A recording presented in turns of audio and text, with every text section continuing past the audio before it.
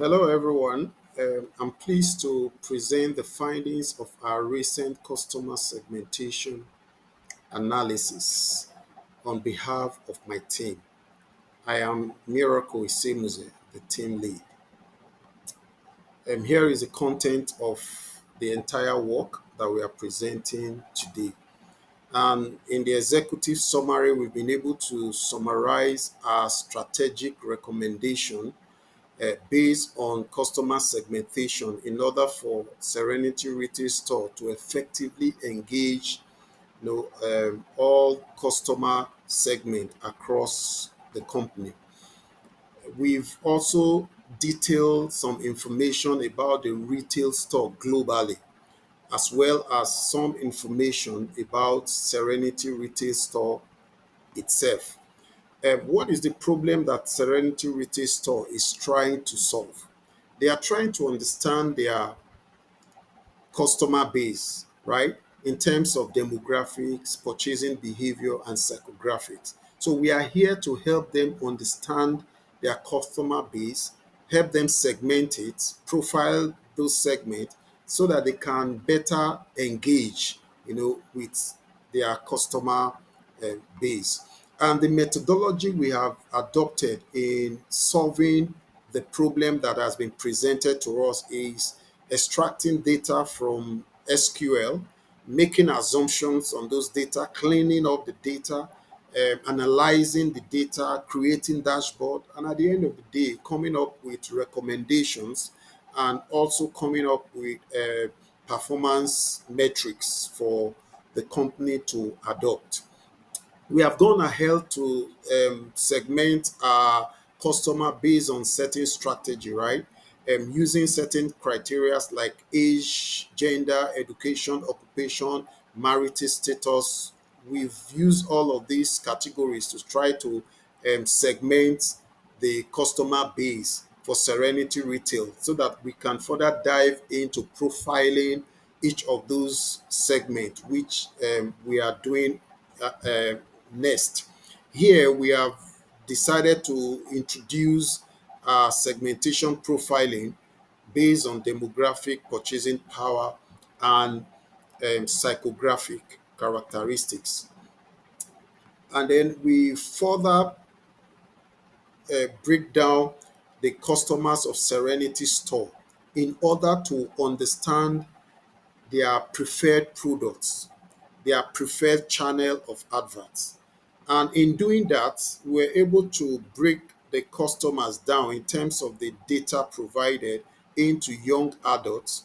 And we discovered that this constitutes about 75% of the total customer base of the company.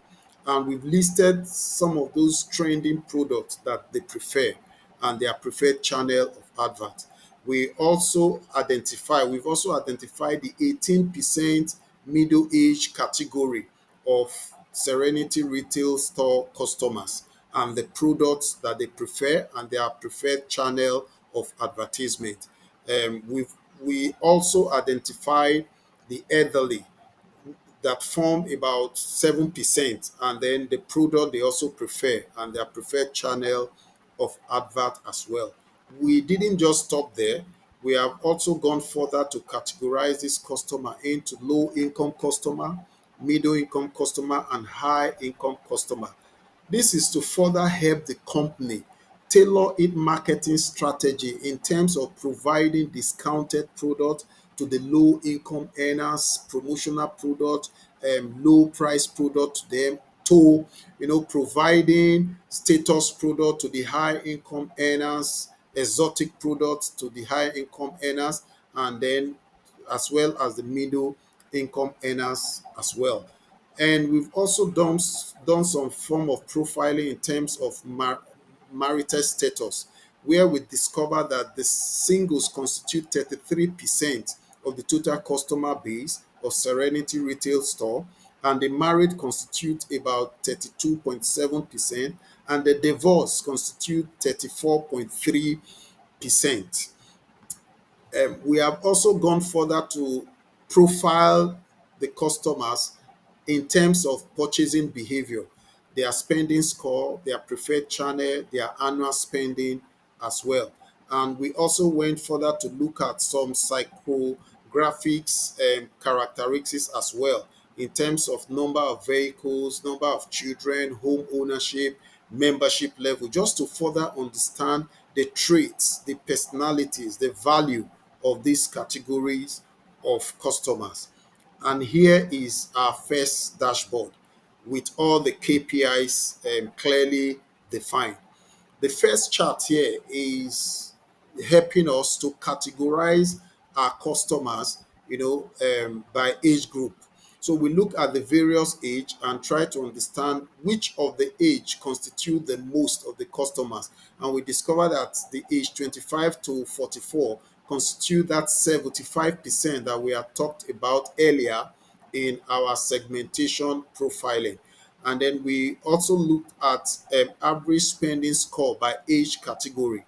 And it is interesting to note that the young adults, which we have categorized as age 18 to 45, they actually spend more. It's quite understandable because they don't seem to have as much commitment as the middle age or the elderly. Then we also look at average income by age group. Here we discover that the middle age customers, they earn more, and then the young adults earn close to the middle age customers. It's an interesting insight to have, so that when tailoring marketing strategy, the company can effectively target these categories of customer, just for the fact that they are likely to have some high disposable income, for them to dispose and spend. Then we also looked at divorce, the divorce, the single, and the married. And then we discovered that the divorce seems to spend more compared to singles and married. And we looked at average spending score by education. That revealed to us that the PhD, high school, and the bachelors, they spend more compared to master's degree holders. And then in terms of occupation by annual spending, the craftsmen and the clericals and others, they spend more. Most especially the craftsmen, they spend more annually compared to servicemen that spends less. So it's also important to know what kind of item, for instance, the craftsmen are spending their money on. Are they craft item or general items, so that the company can effectively tailor its advertisement and marketing effort in that direction. And then we also looked at annual spending by age category.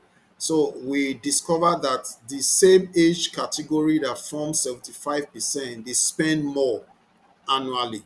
And then in looking at preferred brand by age category, you discover that this particular age category that are majority of the customers and that spends more, they prefer brand B and then brand A compared to brand C. And then we look at brand preference by gender. And here we discover that the female folks prefer more brand A and brand B, while the male customers, they prefer more of brand C. So it's also interesting for the customer to understand what products are in those brand buckets in order to effectively market those products to the right gender. And we look at customer based on home ownership and their membership level.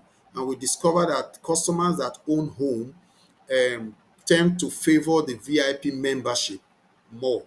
And then in terms of channel of shopping, we discover that there's really no preference between male and female in terms of shopping online or in-store visit. So we discover that there is really no difference in their preference for their shopping um, pattern. Then we also looked at education by income level. For the PhD, they seems to have more income. The PhD and the high school, they have more income compared to bachelor's and master's degree holder. And our other dashboard also reveal annual spending by vehicle owners, right? So we discover that those customers that have two vehicles tend to spend slightly more compared to customers that don't have vehicles at all or have one vehicle. And then when we also looked at customers that own vehicle, that have children, and how are they spending annually, we discover that customers with three children and with two vehicles, they spend more. And then when we investigated preferred membership by gender, we discovered that the female customers, they prefer the VIP and the premium membership more than the male, while the male prefer the basic more than the female. So it's also good information and insight for the company to have. And then looking at percentage annual spending by number of children, we discover interestingly that customers with just a child, they spend more compared to customers with two, three, or four children. One would have expected that customers with two, three, four children will spend more, but that is not the case. When we also looked at education by annual spending, we discovered that the customers with PhD holders, they tend to spend more, compared to those with master's holder, and those with bachelor's and high school also spend more compared to customers with master's holder. So one thing that we did was we didn't just stop here. We decided to dive deeper into understanding this customer's behavior according to different location in the rural area, in the suburban, in the urban area. So when we looked at customer category across all of these locations, we discovered that the same young adults dominated across the three locations. They still represent the 75% customers across the three locations. So what that means is the company can actually deploy the same marketing campaign across the three locations, and they will still be able to target the same category of customers.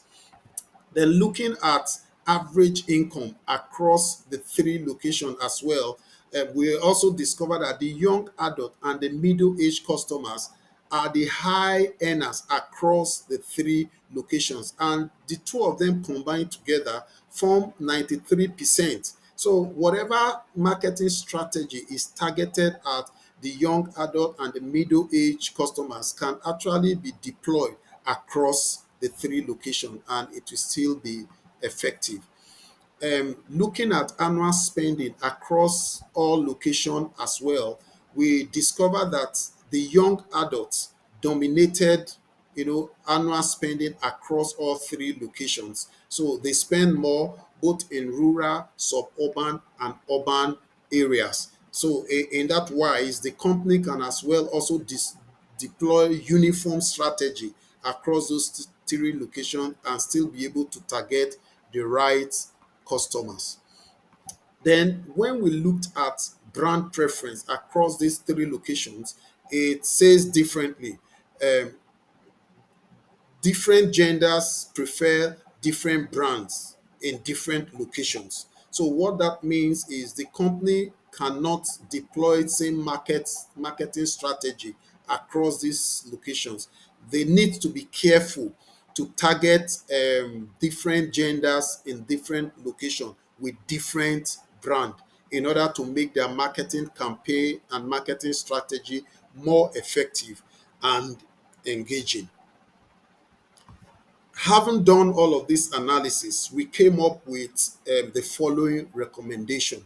The company should allocate additional marketing resources to promote trending product that this young adult that forms 75% of the total customer base will need.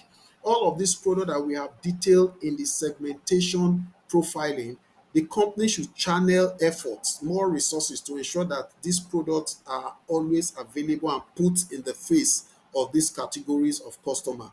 And not just stopping there, we also recommend that since these categories of customer, they are mostly on the internet, the best channel to reach them through advert is through social media. So effort and more resources should be channeled towards reaching these customers via social media in order to effectively engage with them.